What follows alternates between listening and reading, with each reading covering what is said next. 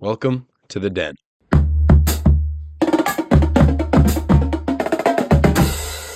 Welcome back to the den, everybody. It's episode 4. It is very cold in Central Florida right now. I think we're probably in the 50s. The low today was like 44, which for me personally, that's jacket weather, as you can see. But it was a good week of football. Today, we're just going to be going over every single game from the week 10, week 11. I think it's week 10, week 10 slate. There were some good ones. There were also some bad ones. So this week, I kind of want to introduce something new to the podcast. Every week, I've got 5 awards written out. Just want to dish out to this for players, this is for teams, this is really for anyone who wants them. So first two, got the stud of the week and the stinker of the week. Pretty self-explanatory. A player or a team or maybe someone in the organization who just came up big or really let down their team this week. Next one, I've got the turn on Game of Thrones game of the week. This is a game that you just don't want to watch. And this isn't like before the game you're looking at it like, oh, this game is not looking too good. This is like during the game you want to be doing anything else, like watching Game of Thrones. Another one that's probably my favorite. This is the Philip Lindsay Know My Name Award. This is like a player who is maybe used to be big or they just came out of nowhere, picked up off the street, and they have a crazy game. So I love recognizing those players who just kind of, come up out of nowhere and you're like, who is this guy? And he's tearing up the highest level of football and you didn't even know who he was before. And the last one is the rewind that play of the week. These are pretty stupid names, but hey, I like them a little bit. This is just like the play of the week in my opinion. I really value like high stakes or like in really important plays that make big impacts on games. So that's probably gonna come into play here for this award, especially this week. But yeah, I hope you all are doing well. I hope you guys enjoy this episode. Um, Film was pretty interesting this week. Again, there were some boring ones for sure. So let's just get right into it. First game will start with Thursday night football this week, and our first award to give out. This easily wins the Game of Thrones uh, turn on Game of Thrones game of the week. Um, this game ended 10-7, right? And like, oh, it's a close game for sure. But it's really impressive when you're watching a game that's so boring that even though any team could be winning the game or the lead could change any second, it's still a super boring game. That's very impressive for any pair of teams to put on that much of a stinker. But yeah, the Broncos did beat the Raiders 10-7. Broncos moved to 8-2. Raiders are down to 2-7. But in all honesty, this felt like two and seven teams going at it on a crappy primetime night.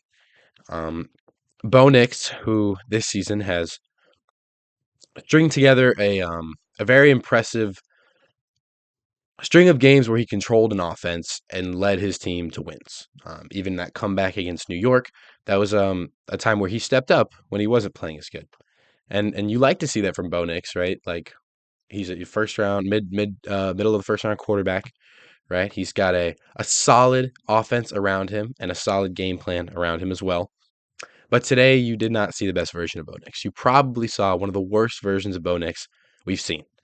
16 to 28, 150 yards, a touchdown, and 2 picks is not what you want from a guy who a lot of people are talking about as the Broncos' possible franchise quarterback. And like his struggles this game gave the Raiders so many opportunities to win this game. And like I was saying, this Broncos team was nowhere near an 8-2 team. They did not play anything like that, in all honesty. J.K. Dobbins had a nice one. I will say 18 carries for 77 yards. It's not a great ratio, but it's also the Raiders defense, so maybe it wasn't that great. But he did make a few nice plays. You would like probably to see a little more consistency, especially against a bad defense like this. But yeah, the Broncos just their problems were on full display, not because they were against a good team, but because they were against a bad team. Um, a lot of games, teams win in the NFL, and like a win is a win, right? The Broncos have kind of been doing that this entire season. They've been kind of slugging along and just barely escaping some of these games. And like, excuse me, we've seen teams in the past have these kind of games where, or have these seasons where they have game after game where they barely win, And sometimes it does work out. Sometimes, like the Chiefs, a lot of the times they're barely able to, escape some of these games. But last year we saw, especially in the playoffs, it kind of came back to hurt them. I think for the Broncos, a Super Bowl appearance and a loss in the Super Bowl would be considered a win this season. So if we're comparing them to last year's Chiefs, who barely won a few games, it's not a problem, if you're a Denver fan. Um, but I think it is if you're a fan of the talent on this team. Their defensive is great, right? And their defense was very impressive this game especially. But you need a very capable offense if you're going to win any game. You have to put up points. You can't not score. You can't hold the other team to 10 points and win the game. That's you will probably, if your offense sucks, you probably won't be able to win that game um, as often as the Broncos kind of have been able to rely on their defense this season. Um, Looking at the Raiders side of things, excuse me, sorry about that. Um, Looking at the Raiders side of things, it's about as bad as it's looked the last few weeks, right? Again, we talked about in weeks past that this team had a lot of hype going into this season. They were one of these teams that like, oh, this could be a dark horse playoff team. AFC West is stacked. They might be able to make it out. And over the last few, you've seen that that's just not true. In this case, Geno Smith, who was coming off those years in Seattle, in the second one, he wasn't as good. That's why they moved on. But he was tremendously selfish this game. You saw him get hurt. Could barely walk around. I think it was his right ankle, right? So immobile. And it's a clear situation where Kenny Pickett should come into the game. And I feel like most organizations in the NFL would let that happen. It's not like you're missing Patrick Mahomes on the Chiefs right now. It's not like you're missing Josh Allen. It's not like you're missing Justin Herbert on the Chargers. These guys who are typically super crucial to their offense's success. Geno Smith, he had one game this season I can remember against the Jags where he was a big part of the reason why they won, and their two wins, obviously, of course, they don't have many. Um, oh, they didn't even win that game. Yes. Oh, excuse me. Still a little under the weather. It's allergy season, guys. But yeah, I don't know if he's trying to like prove this is his job or keep earning starting spots or try to earn a spot next year, which we'll get into that in a second. But he's hobbling on the field and he's not even like winning. You already weren't able to perform against this Broncos defense when you were healthy. It's just such a long shot chance that you're going to run on the field barely able to maneuver around the pocket and come back and win. And Kenny Pickett is like a capable backup. This was a former first round pick who was a starter for a while, right? Like he's not. It's not like you're putting a Kyle Allen or something like some option that you're just like, oh, we have no chance to win this game. Kenny Pickett would have definitely given them a better chance to beat the Broncos this week, which they already didn't have. Looking at this game, but it kind of sealed their fate when Geno Smith, who could barely walk, runs out on the field when he definitely shouldn't have. Ashton Genty, he had 60 yards and a touchdown. His early touchdown was pretty good that first drive, but he you got to feel bad for him, of course, because his offensive line is less than lackluster for certain. But you see some running backs in the league put up better numbers than Genty is with a bad offensive line and with the bad team around him. He's still a rookie, but he was a super hype. I think he was a sixth pick in the draft, right? So it's I feel like you can't be too upset when I'm getting a little annoyed that Ashton Genty keep putting up less than 5 yards per carry in like almost every game I see him in. Um, you can tell the talent's there. You can see it. Um, it's definitely hidden. His athleticism in terms of like speed and like agility still has a little bit to be yearned for, and especially because he's obviously a smaller build and he's known for he's got good power running, right? But when you're that small for a running back, you have to also have that like Jonathan Taylor level of, get to the second level. And I just haven't seen that too much from Ashton Genty this year. Um Bo Nix's receiver, getting back on Bo Nix. Obviously Bo Nix, we talk about him struggling. I don't think his receivers helped him out too much. Cortland Sutton, only 3 catches for 24 yards. Troy Franklin caught 5 of his 9 targets. Um, there was one good Pat Bryant reception. He had a big one, but there were a few plays like Evan Ingram only caught 2 of his 5 targets. Like there's just a lot of times in this game where you realize the Broncos receivers, kind of unlike the last few weeks, were holding Nick's back. They kind of felt like they were not elevating Nick's play, but kind of displaying Nick's skills kind of at a proportionate amount. This game, it kind of felt like they were in a bad Bo Nix game. It was also a bad receivers game. You want your receivers to kind of be able to, help your quarterback because your quarterback's not going to play perfect every week, right? You want to have a core who can help bring them up and bring the team up. And this game, they were only barely able to escape with a win. Um, AJ Cole of the Raiders, he had 2 great punts, and I believe they had either a punt or a kick that was blocked. Um, I think it was a punt, yeah, and that was definitely pretty annoying in this game if you're a Raiders fan, especially because it was so close against a team with a great record. But yeah, just a game super boring throughout, right? Not too many explosive plays, not too many plays that you're like, all right, this could actually shift it. Even when a team got a first down or a 15-yard gain or anything like that, it still just didn't light up your brain. No dopamine for anybody watching this game. Next one to watch. This was early morning in Germany. The Colts in overtime defeated the Falcons. This was technically a comeback victory for them, you know, and another award for us to give out. Our stud of the week this week goes to pretty obviously Jonathan Taylor. 32 carries, 244 yards, and 3 touchdowns. He also had 3 catches for 42 yards. And everyone, when you see a great running back, kind of at this midseason, maybe later to midseason mark, everyone always starts to bring up the MVP conversation, right? And people have their differing opinions. And for me personally, I think that Jonathan Taylor is contributing 60% of this offense's success. And like you look around the league, you look at almost any other team with a great running back. Bijan, Saquon, Derrick Henry's in there. CMC for the Niners is probably the closest for me. But I truly do feel like out of all the running backs for sure, and a lot of players in the league, Jonathan Taylor's contributions to the offense is almost the highest, right? So when we're talking MVP conversation, and we're talking high-powered good play, when a player is on the field, when a player is contributing to that team, Jonathan Taylor's up there, and that kind of defines most valuable player for me.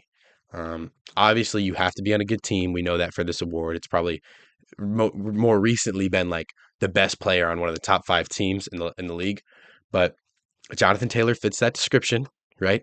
And it's not like his everything around him is great. His offensive line is great. That is for certain. So, but for any good running back season, it's obviously, going to be definitely led by that offensive line, and they're not going to get all that credit, but yeah, Jonathan Taylor earned stud of the week for putting the Colts on his back for certain. If it wasn't for Jonathan Taylor, they don't win this game. And that's like that I'm willing to put that like as a fact, If it's I think any other running back in the league, maybe there's a few other guys who would also succeed behind this offensive line, but not many other guys are able to take 32 carries in one NFL game and not get too fatigued and not get, just settle for like, I don't know, 5 per carry. Jonathan Taylor didn't do that. He was a stud in this game. While the Colts did win, their outlook from this game can't be too good. It is obviously just an overtime victory versus a now 3-6 Falcons team, a team that's definitely been struggling this season. Daniel Jones, 19 of 26, 255, a touchdown and a pick. And that stat line's like, all right, well, he didn't play great, but he's still, one of the better leading quarterbacks in the league. But this is the second game in a row where his turnover issues and his inconsistency kind of came back from his past and started haunting him again. Yes, only 1 interception, but like 3 fumbles this game. And Daniel Jones is known for that fumbling. And that sucks like to have from a quarterback whose running ability is great, whose ability to move around the pocket this year has looked solid, right? But he's kind of been getting frozen by these defenses these last 2 weeks. You saw when he got pressure against Pittsburgh, same thing. Those fumbles really, really, really hurt him in the Pittsburgh game, and they almost cost them this game as well. So when the Colts go and trade 2 first-round picks for a cornerback in Sauce Gardner, right? They're committing to go all in this year. And to go all in, you need a good quarterback. To win a Super Bowl, you need a good quarterback. Everybody knows this. You can have Jonathan Taylor, but you can't have, I don't know, just for example, Kenny Pickett starting at quarterback. That's just not. There's just no way. Only time we've ever seen like a bad quarterback win a Super Bowl was like Nick Foles, and that's obviously that's different. But yeah, Daniel Jones, even with these great receivers, um, Tyler Warren, 8 catches for 99 yards. He has been electric this season. All the stats, like all of the stats, point to him being the best tight end in the league. And obviously, you can't just look at stats, right? But he has been like the the the um the advanced stats, the all the metrics people. You have to love Tyler Warren if you're one of them. Alec Pierce had a baller game. He had a crazy touchdown. It was like Daniel just threw it up into the triple coverage, and he just kind of somehow came down with it. He's a great. He's going to be there this whole season as that deep, lob it up receiver who kind of more than his name would say, more than about Alec Pierce, a typical football fan, he is able to win contested catches for sure. Michael Pittman was pretty quiet today. He didn't do much, but only 2 targets. He caught them both, 19 yards. So yeah, just this Colts offense, it was running at the level that it should have, except for Daniel Jones. And it's not panic time quite yet. Um, but is it ever really panic time when you know that Daniel Jones his success is probably fleeting? You know, it's probably more like realism time. It's probably just whoa, that was a weird laugh. It's probably just like, okay, let's be honest with ourselves. Daniel Jones he's not gonna be able to play the way he did in the first 8 games, but this is still a win, and this more than the Broncos game, because the Falcons are clearly at least a tier above the Raiders. Um, their rushing attack worked really well today. Bijan Robinson had 84 yards, and Tyler Algier had 57. Algier, I've noticed from this game especially, he's definitely put on a little more muscle, probably a little more size too. And when you have a guy like Bijan, you don't want another like elusive, just pure elusive back with him that you're going to split carries with Tyler Algier. Excuse me, that name is killing me. But with the size that he's put on it, it allows him to take a lot of the workload off Bijan. And we talked about Bijan as being one of these great running backs, and this is a good game, of course. But Jonathan Taylor kind of proved to him. He actually beat him for longest rushing touchdown of the season, I think, in this game. And that kind of like is representative of like Jonathan Taylor is better than Bijan. We all probably knew that going into this one, right? And this game was like Jonathan Taylor, I don't need to split carries in the backfield. You do. And it's not like the Falcons rushing attack is bad. I actually do like the fact, again, like we said, Algier has more size, so he can play that power role. He obviously got the 2 rushing touchdowns for the Falcons this game. But yeah, Atlanta's rushing attack is gonna be solid. Drake London was tremendous today. 6 catches, 104 yards, and a touchdown. He had Sauce Gardner lost. Sauce Gardner, I talked about last week. It's a good addition, but he hasn't been playing as good as he was before. So will he pick that up in a good defense? It didn't really look like he did. He almost had a pick six actually this game. And it was definitely a nice play, but you paid so much for this player. He's got to play better than he did today, especially getting his ankles broken on a fadeaway route by Drake London and a 2-point conversion. Um, One last point from this game: Michael Penix did not look good. In the last few weeks, I've kind of talked about like he's been kind of going down, but early in the season he had some flashes. It's not all bad for Penix. It's starting to look pretty bad for Penix. And if he doesn't have Drake London on the field, I'm pretty confident he's going to struggle in a lot of these situations. So the Falcons' outlook, we know it's probably not playoffs. We know it's not that high, but it's a better win for the Colts than the score might look because we know the Falcons can give a lot of these good teams some trouble. Next game to look out here, the Texans at home a big comeback victory against the Jags. Jags dropped down to 5-4. Texans up to 4-5. Maybe in that race for second in the AFC South um, to the Colts. But yeah, this game, I was watching it, right. I had it with Hulu, and I turned it off after 29-10. Um, Walking into Sunday service thinking, all right, Jags are gonna, Jags got it. It's locks for the Jags. Come out, this game is super close. So I get to look at my phone and I get to watch my rewind that play of the week. Davis Mills 20-yard rushing touchdown to take the lead and almost, basically win the game because the Jags did like nothing with that final drive. What a play, man. What a special play from a backup QB. Um he was front he was runner up for Philip Lindsay, Know My Name Player of the Week. That we'll get to that the winner later. But Davis Mills, a nice game. Um, he was a starter there for a while after Deshaun Watson, and he's kind of just been sitting dormant on that bench. And in my opinion, like when you bring up backups in the NFL, probably before this game, I knew it, and this game kind of showed it to me. Obviously, 45 attempts, only 27 completions isn't great, but 292 yards, 2 touchdowns, and a pick. This is probably one of the better backups in the NFL. It's not like that's a hot take. It's not like there's backups out there that you'd be like, oh, this guy, you can name like so many backups.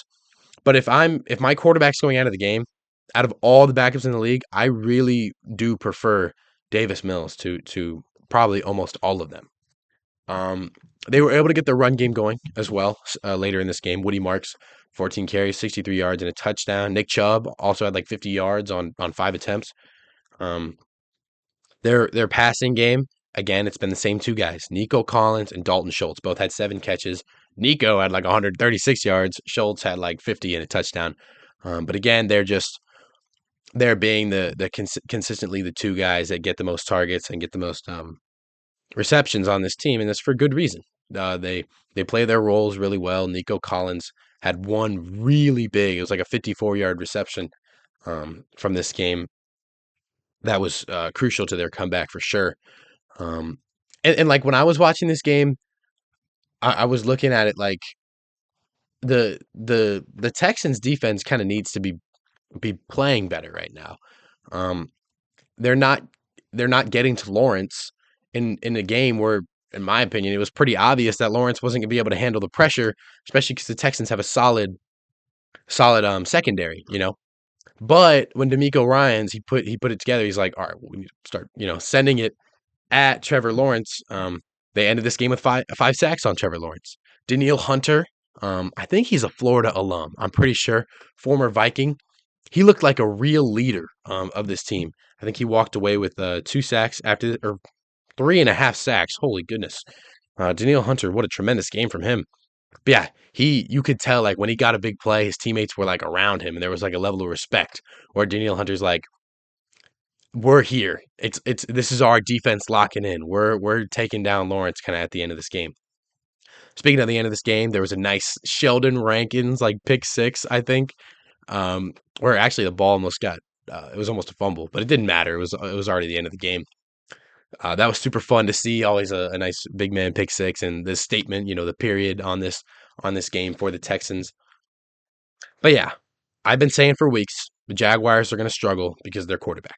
Trevor Lawrence, 13 completions for 23 attempts, 158 yards, a touchdown and a pick. Trevor Lawrence, in my mind, it's pretty safe to call him a bust. And not in the traditional sense where it's like, all right, well, you got to get rid of this guy. It's probably like the lightest tier of a bust in the NFL because he's still a capable quarterback, right? He's still able to run an offense. But the hype and the comparisons he had coming out of Clemson, this guy was looked at as like a lock for a generational talent and a lock for like a quarterback that was going to turn this franchise around and change everything. And they haven't, with Trevor Lawrence, they haven't reached the level that they did with Blake Bortles. Their highest probably level they ever reached in their franchise wasn't with their generational first overall pick quarterback. It was with Blake Bortles, an alumni from Mayo Vito High School. But yeah, it's just not a game you want to see from Trevor Lawrence again. Again, this is another one where when he starts getting pressure on him, He's not able to step up and beat it. Like you need quarterbacks in this league. If you want a good quarterback, you need one who's able to maneuver, scramble around the pocket. Um, but yeah, just disappointing for sure from Trevor Lawrence. The rushing game was all right. Travis Etienne, he's on his better year. He's kind of continuing that, 58 yards and a touchdown. Trevor Lawrence also had like 35 yards on the ground. He's got some solid scrambling abilities. Um, it was nice to see Jacoby Myers. He led their team in receiving. He had 41 yards on three catches. There was a gorgeous touchdown to Parker Washington early in this game. Trevor Lawrence just got him right in the back of the end zone, and Parker Washington made a great catch. I think it was a toe tap too. And that's a play where it's like, all right, well, Lawrence is, he's got this in him. We know that he's got big play potential, and everybody knows that, right? It's just there's no consistency, and when there's real pressure applied to him, the only consistency I see from him is him falling to that pressure. Next game to look at here, another game, and every single time I've come to this podcast, I've had to contradict myself about the Miami Dolphins. Miami at home, they take a 30-13 victory against the Buffalo Bills. And like you in the season, in the season, probably the one where I can remember out of any season I've been watching NFL where there's not one clear contender, you want to fall back on the teams that have been good in the past, that have had playoff success in the past, that have been reliable in the past. And that's why you see a lot of people still saying Kansas City is still going to be capable of making the Super Bowl. They're probably honestly favorites to make the Super Bowl because you're not going to, trust the Broncos or the Colts with that. You're going to trust the team that's done in the past. You want to think that about the Bills. You want to assume that the Bills are going to be at that level, but they're just not right now. I mean, their defense played fine. Obviously not good enough, right? You've got a lot of talent on there that is just, in all honesty, washed. Jordan Poyer, how old is he? How old is Jordan Poyer? And he's still getting real minutes. Joey Bosa has been solid this season, but he's obviously not what he was in the past. Tre'Davious White, obviously not what he was in the past. So just a lot of players on this team. Matt Milano, I think he's still good, but he's not at that level that he was a few years ago, where he was like an underrated, one of the best linebackers in the league, and that leadership really came through. You don't really see that from this defense, but they still were like fine. They still weren't great, but it's the Bills. It's the Bills. They've had shootouts before, and this is a bad Miami team. So you're assuming that if their defense kind of falters, their offense is going to pick up that slack. The Stinker of the Week award goes to the entire Buffalo Bills offense. Josh Allen, you read his stat line. Probably a lot of people read his stat line. 20 completions, 306 yards, 2 touchdowns, and a pick. He was good. The rest of the team just sucked around him. Josh Allen, like just his ability to hit get a few yards, and we've seen him succeed with mediocre receivers in the past. He's been doing it for years and years and years. And you think he can do it again? Just wasn't able to do it today. I can't shelter all the blame on Josh Allen. Of course, his receivers were not tremendous. Keon Coleman had 8 targets, only caught 3 of them. But like you need more from Josh Allen. This guy won MVP last year. He won MVP. He was the best player in the league, as not in my opinion, but as voted, by the higher ups or whatever.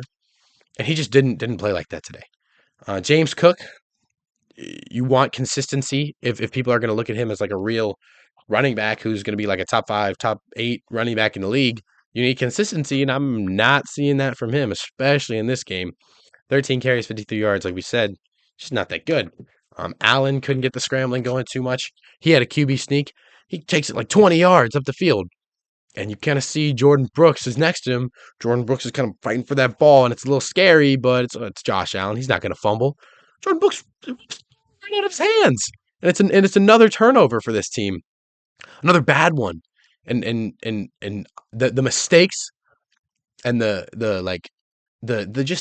fleeting level of S tier play from the Bills offense. It just wasn't there today, right? So you've got mediocre to bad defense. You've got not great offense from the Buffalo Bills. That's a recipe for disaster, right? But it is the Dolphins. So at the third layer of this game, if you're a Bills fan and just looking at that, you're like, okay, we still probably were able to get a win because it's the Dolphins who have not been great this season. They had like one good game out of nowhere against the Falcons, but we can overlook that, right? I'm sure we'll be able to beat them. I don't know how many teams could have stopped the Dolphins offense this week.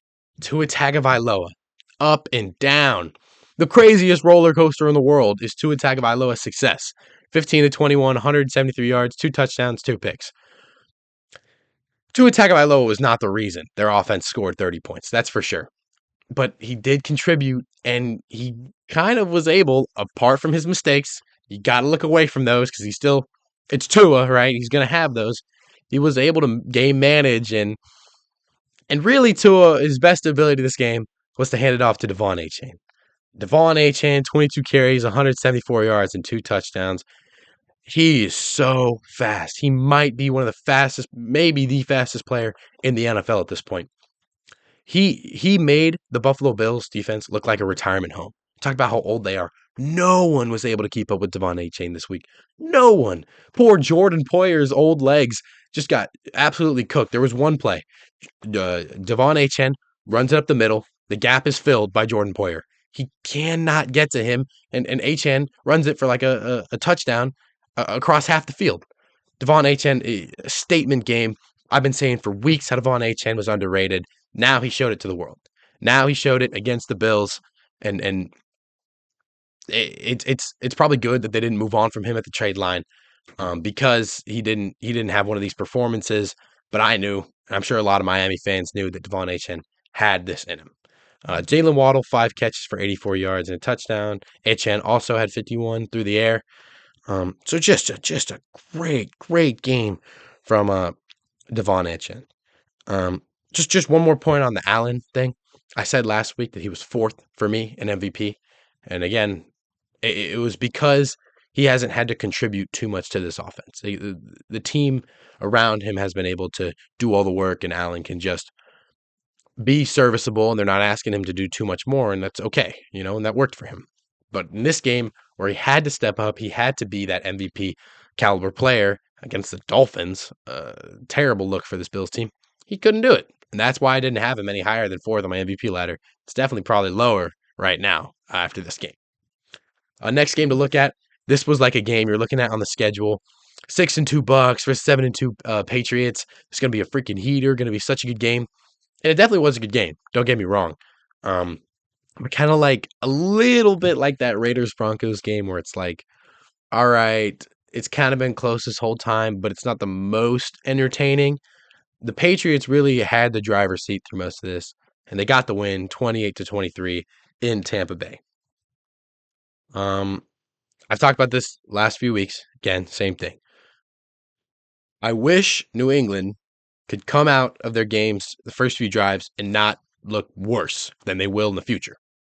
That's something that you're going to want in the playoffs. You don't want to be down, and you definitely don't want to be down to Mahomes. You definitely don't want to be down to, I guess, Jonathan Taylor. I don't know.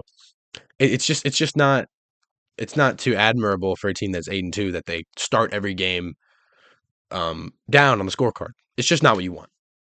But like weeks of the past, they're able to come back. They're able to make their statements, prove themselves, obviously. Drake May had a solid game today. 16 to 31, 270 yards, 2 touchdowns and a pick. It's obviously a great stat line. Drake May obviously made some really big plays this game. There were some like crazy ones. His ability to scramble out of the pocket and keep his eyes downfield while moving really well. You've seen it all season. Against Buffalo, he had that great play to Diggs. In this game, there was a really nice one where he had a touchdown. I think they were like 5-ish yards away from the end zone. It might have been 4th down, and Drake May just makes a big play. There was also one in this game where Drake May rolls out, scrambles, keeps his eyes downfield. It's kind of the same exact thing, kind of thrown to the corner, and it got picked. So Bucks were able to pick up on his play style there at the end, but it was a little too little, too late for them. But the real story of this game, bigger than Ibuka, bigger than Baker versus Drake May, it was Travion Henderson. I've talked for weeks about how good Travion Henderson is, but he really showed it today. 14 carries for 147 yards and 2 touchdowns. If you thought Devon Achane was fast in his performance against the Bills, you must think Travion Henderson is lightning quick. Everybody's seen the touchdown where he looks to the sideline. He said, like, should I go down or not? But he had like two giant runs that, like, without those plays, do the Patriots win this game? I'm not sure. So just super impressive from Travion Henderson, a player that I knew I knew was super talented, and I didn't know he was going to have a performance like this. That's for sure against a Bucks defense who has been more than capable this season of holding teams to 3 points, 10 points in a game. They just weren't able to hold the Patriots there. And it's nice to see that for a team that, on like just looking at their talent level, it's not anything that's going to jump off the page. It's not like Drake May, Travion Henderson, Stephon Diggs, and Mac Hollins. That's not like a roster before the season that you're looking at like, oh, this team's going to really make some buzz. They're all elevating each other's play, and they're all getting actually better. They all made real improvements. Stephon Diggs looks better than he did last year in Houston. The big receiver in this game for New England was Mac Hollins. Man, you gotta love Mac Hollins. Just such a wholesome guy. Always walking around barefoot. Such a neat individual. But he made some really big plays. He almost had a really big touchdown. I think he got stopped short right in the red zone. It was a super impressive game from him. Nice to see another guy step up for the Patriots. There was a huge Kyle Williams completion. It was like a 72-yard um, catch and run. Drake May obviously made that one happen. Um, I think that was probably one of my more impressive plays this game. Oh no, that was in a different game. We'll get to that later. Um, but yeah, Diggs had a huge, bold touchdown. I love how Mike Vrabel is coaching this team. I have a little bit of an issue with a lot of the coaches now, like Matt LaFleur, who like to go for it on fourth down too much. But Vrabel, this game, 0 seconds left on the clock. Trust his guys, trust Diggs, trust May, and they go out and make a play that you know you were hoping they would, hoping they could, and they did it. With 0 seconds on the clock, they take a lead when they could have just taken a field goal. They didn't want to. They trusted their guys, and they came through. So obviously a big game for the Patriots. This is another game, you know, where Drake May is climbing that MVP ladder in that race with JT and a new guy we're going to talk about a little bit later in my MVP case. For the Bucks, this game is very similar to the Lions game for me, where throughout the game they were getting outplayed, they were getting outcoached. I think that Todd Bowles is a good head coach in the NFL for sure, right? But his losses in this one and his loss to Detroit are just kind of proof that he's no better than like an average to good coach with a good roster, right? He's not really bringing these guys up too much, in my opinion, just looking at these games. And for the entire Buccaneers team, for Baker Mayfield, for Emeka Ibuka, who had a tremendous game, Kate Otten, who also had a tremendous game. I'm a big Kate Otten guy. Love his ability to get open, be reliable for Baker. But for this entire roster, it's another one where it's like they're not able to beat the best teams in the league. And in the playoffs, when you have these performances in the regular season, you're not going to bet on them to go beat a Lions or to go beat an Eagles when they can't beat these tier of teams in the regular season. So something needs to get better for them. I don't know what it is. I think if Mike Evans was healthy, that would also make a difference. It's not like their receiving game was bad. Baker had a good game, 3 touchdowns, 273 yards. He had a few really good plays, especially his last touchdown was a gorgeous, gorgeous throw to the back of the end zone. I believe it was to Tez Johnson. Yeah. But you just need more if you want to be a Super Bowl caliber team, which is team has been trying to be for the last few years.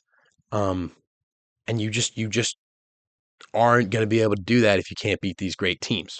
That's just how the NFL works, The best teams aren't going to lose to the good teams. And right now the Bucks just look like a really good team, I will say it's commendable their ability to be consistent. That's really hard to find, especially this year in the NFL. Buffalo Bills just lost to the Dolphins. There's really good teams taking losses to teams they probably shouldn't. Eagles lost to the Giants. Buccaneers don't really take those losses, too much. They lose to the best teams in the NFL, and there's something to say about that. I mean, that's impressive in their locker room. They're able to stay locked in every week at practice. I'm sure they're not taking any days off, taking any reps off. But you do wish they could beat these really good teams in these games. Um, if you had Super Bowl hopes for them this season. Next game to look at, the Chicago Bears moved to 6-3 after a 24-20, another in this week comeback victory versus the New York Football Giants. Giants moved to 2-8, another loss where it's close, but the record keeps going down and down and down. Now, as a Giants fan, I believe they have their first round pick, so they're probably looking to lose out probably the rest of the season and try to get as high a pick as you can, right? Um, Biggest story from this game for me. No one really played that good except for one man, and that was Caleb Williams. 16 incompletions isn't great, but 20 completions and 222 yards and a touchdown with no picks is pretty good. And what I saw this game, right? His improv ability, saw it at USC a good amount, right? His ability to scramble on the pocket, move well, and make plays. It hasn't been the safest and it hasn't been the most consistent in the past, especially his rookie year. He'd try to do it too much and it would cost them, right? But in this game, especially in the second half in their comeback, it looked really good. It looked like lukewarm Mahomes even. And I know the Mahomes comp, like I brought his name up like 5 times already in this episode, but like the closest comparison I can see with it is Mahomes. Caleb isn't the most like built, isn't the most athletic looking player out there, right? But similar to Mahomes, he's able to just move his feet so fast and just and without use his peripherals to get out and scramble again while keeping his eyes downfield. That's a big trait I look for. Being able to move in the pocket while keeping your eyes downfield. That's something that Josh Allen, when he scrambles around, he's really good at moving in the pocket, but he moves, then he looks downfield. Obviously, it works for him because his arm is tremendous. And his ability to read a defense like that, is has been really good. Not this week. But yeah, Caleb Williams was definitely the best football player. Kind of looked like on the entire field this game, and that's the reason they won. I think if Caleb Williams doesn't up his play later in the game, the Bears you definitely don't come out of this game with a win. I thought DeAndre Swift was probably the second best player on the football field this game. Um, he he played like you want a starting running back in the league to look with a mediocre-ish offensive line. He was able to make plays like without it being the offensive line who made the play for him. That's always good. I want to look back real quick, kind of at 2021, 2022, 2021. Yes. This was kind of when the Detroit Lions started getting a little bit of hype, a little bit of like you started to love their roster, right? And in their backfield, it was Jamal Williams and DeAndre Swift. And I think they only had like that year, they only had like 500 rushing yards each. The next year, Jamal Williams had like 1,000, and Swift, his play kind of went down, and he had like 500 still. But in 2021, their backfield was so fun. Their ability to have clear roles for Jamal Williams and DeAndre Swift was so cool.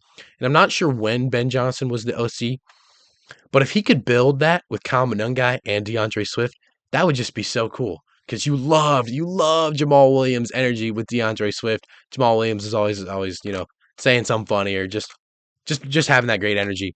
And if you could build Kyle Monungai into this power back, that he's shown flashes of, only 28 yards today, but he also had a touchdown. And that's you hand it to him in the red zone. That's what you want to do when you have a guy like Swift who you don't want to give too many carries to. If they could build that here in Chicago, obviously, I think it's going to take time. It won't be done by this year, right?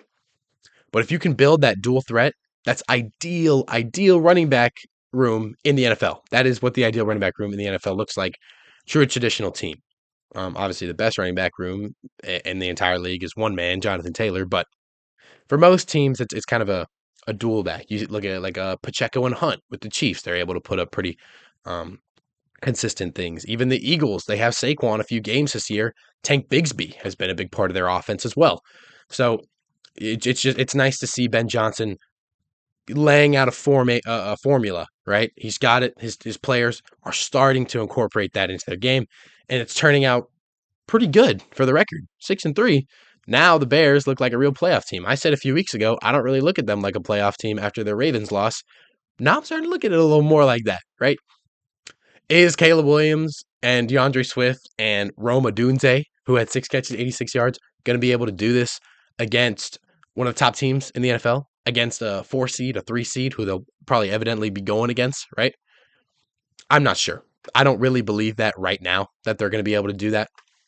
But this team isn't, we got to have it done this year.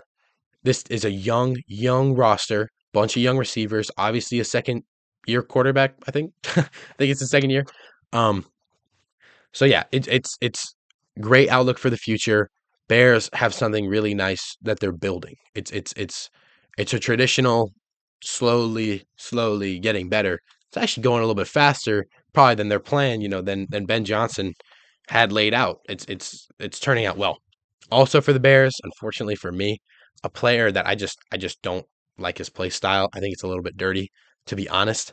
CJ Gardner Johnson had a really impactful game today. He had 2 big sacks late in the game. 9 total tackles led the Bears defense. Um, but I mean, it's obviously pretty cool to see a good player get picked up and just go to another team and have a good game. Will this be consistent? Will this be a thing that he's going to keep doing? Maybe. He's done it in the past where he's been a dominant presence on the defenses that he's played for. But I mean, he obviously showed that a little bit today. On the Giants side of things, first thing we got to talk about. Brian Daboll just got fired. And like with the Brian Daboll firing, I am not upset in the slightest for the Giants organization for doing this. Cam Scatterboo was getting run into the ground, and obviously I'm not going to blame Daboll for um like an injury that you can't really see coming. It's not like he got like a concussion or anything, but they were just utilizing him so much, and he's not at that talent level yet, or he hasn't shown all that talent yet or he hasn't produced, to that talent level that he, probably has in the future, to where he should be getting like the 15, 20 carries he was getting in a game and only putting up 3.5 carries or 3.5 yards per carry. Malik Neighbors is gone. He's been gone for the season, right? That injury was super bad earlier. And now Jackson Dart, concussion. He was wasting this talent. He was throwing them away. And injuries suck. Injuries are luck, of course.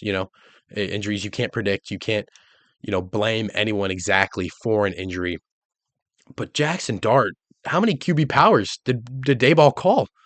How many times did Jackson Dart not slide properly? And yes, obviously that's Dart's fault.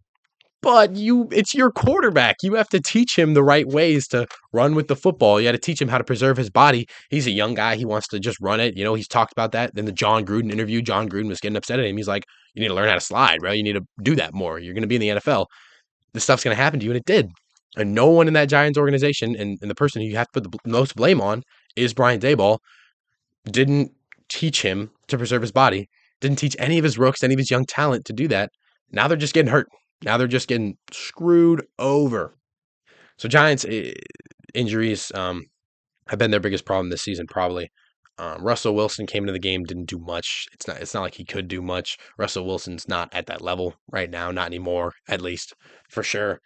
I think I'm going to assume he's going to play next week. The Dart concussion looked pretty bad, but Giants season is safely over, right?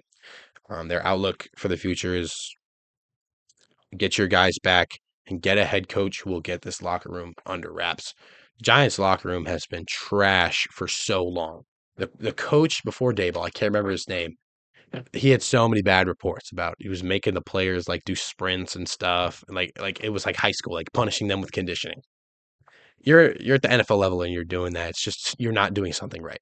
So hopefully they can bring in a coach who can get these guys to have there can get some structure in that building, because this young talent is super exciting, super fun to see these guys, Cam Scatterboo and Jackson Dart connection with Malik Neighbors. I think it was mostly Wilson throwing to Neighbors when he was still healthy, but you obviously want good talent to strive in the NFL, and it just wasn't happening under Daboll. So I'm not upset in the slightest that Daboll was let go of. Tyrone Tracy led their backfield today with 14 carries and 71 yards. He looks fine. I wish they would have been playing him more when Scatterboo was there. That would be a nice little combination they have. Devin Singletary's not being used correctly, I don't think. he's always been like a serviceable back. When he was with the Bills, he had a really great team around him, so he was able to be a good running back in the league. Now that he's on a worse team, he's a bad running back. Stat line at wise, at least 8 carries for 20 yards is not great. He was really good actually in the passing game. He had 50 yards receiving, but their running game definitely has improvements to make. Their O line has a few stars, but definitely has some holes in it. Of course, Darius Slayton had a nice game today. I think 89 yards on four catches. Theo Johnson, their tight end, 7 catches, 75 yards. He's been a baller this season. My next video I'm about to release, I'll talk about him a little bit more. But yeah, just Bears, good performance, good game. And I was really invested in this one for sure because I got to watch Caleb Williams be so exciting, be so like look like a future face of the NFL, possibly. He's already got so much media buzz because of his off the field stuff and his personality. But those are the kind of guys that will get the clicks from ESPN, and so you like to see them play good because you obviously want the NFL to keep growing. Next game I want to look at, this was Monday Night Football. We're skipping ahead a little bit right now. Eagles took down the Packers 10-7. And for me, the entire time I'm watching this game, I'm like, both these rosters are good. Both these rosters have immense talent. And both these coaches are not doing the right things. I mean, when you saw the Eagles, you know, 2 plays, it's all it took. They had a nice little, I think it was screen pass out to Saquon Barkley where he ran for like 40 yards. And they lobbed it up to Devonta Smith, who absolutely mossed a Green Bay defender. That's all it took for them to score like their one touchdown this game. And take the lead over the Packers. So so I don't know what Nick Sirianni needs to change or if someone in that building, if he needs to go and it needs to be someone else. But it's so obvious that they have the talent to be one of the best offenses. They're just not doing that.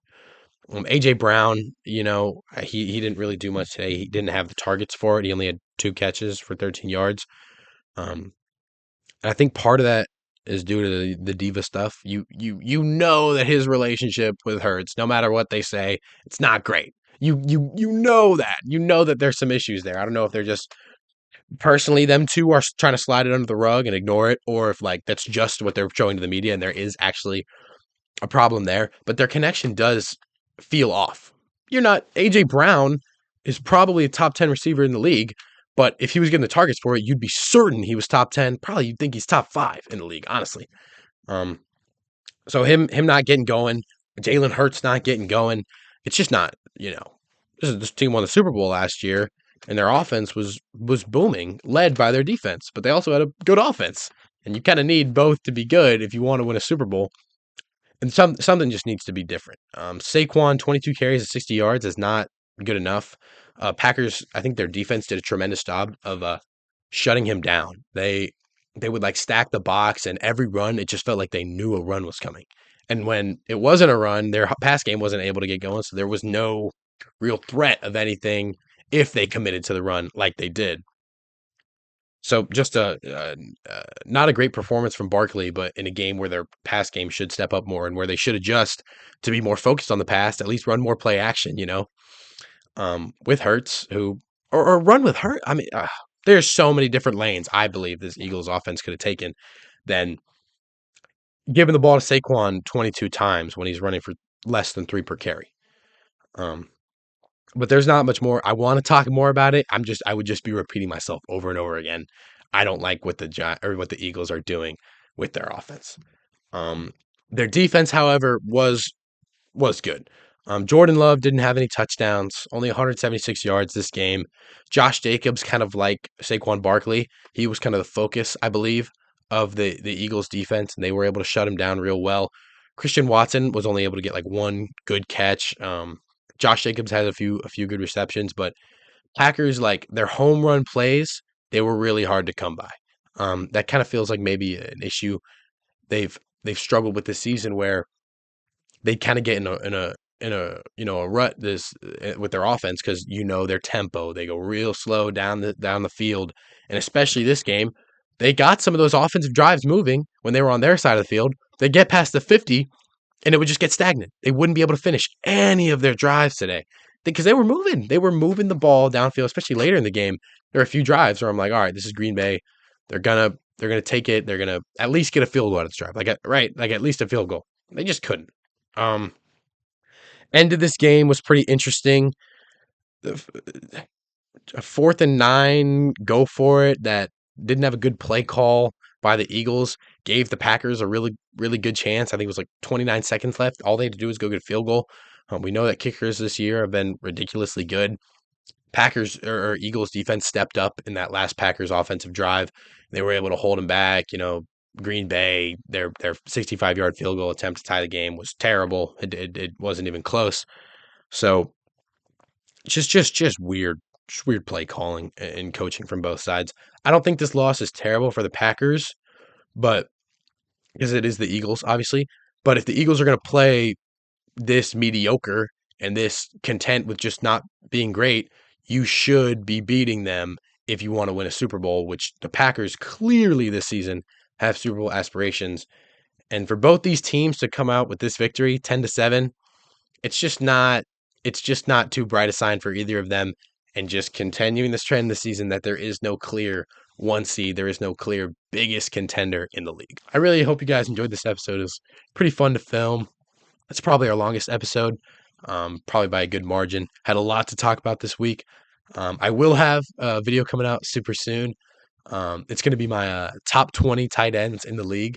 I was going to do like top 5 or top 10 at the end of this game, and I dug deep into that tight end rabbit hole, and it was just super fun. So I hope you guys have a tremendous week. Of course, I'll see you guys back here next week. Remember that Jesus loves all of you. I love you guys. And yeah, goodbye.